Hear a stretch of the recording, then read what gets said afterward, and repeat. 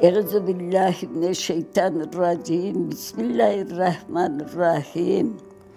Yasin. Allahümme salli ala Muhammed ve ala Muhammed. Vel Kur'an-ı Hakim. İnneke leminel murselin. Ala sıratın müstakim.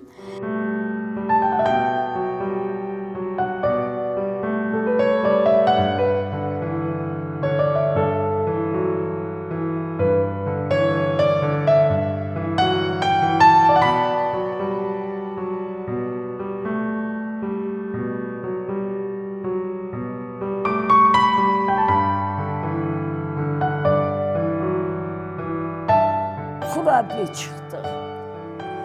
Tek varıp kabuk tüflağımı aldım bir kere. O da saldan geldi, korktum saldandan tüflağımı alıp kaçtım ama bana bir şey yapar diye. Atar beni.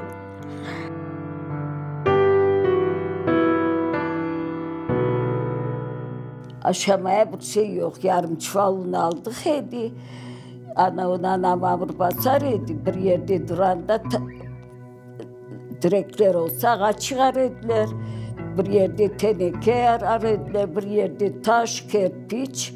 Son bir yerde de çok duracak olsa ateş yakıp o tenekenin üstüne bir de pişirirdiler hamurunu.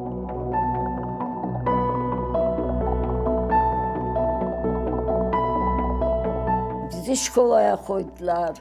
Bir şeyimiz yok. Ne yorgan, ne skamka, ne kravat, ne bir şey. Kurabiye çıktık.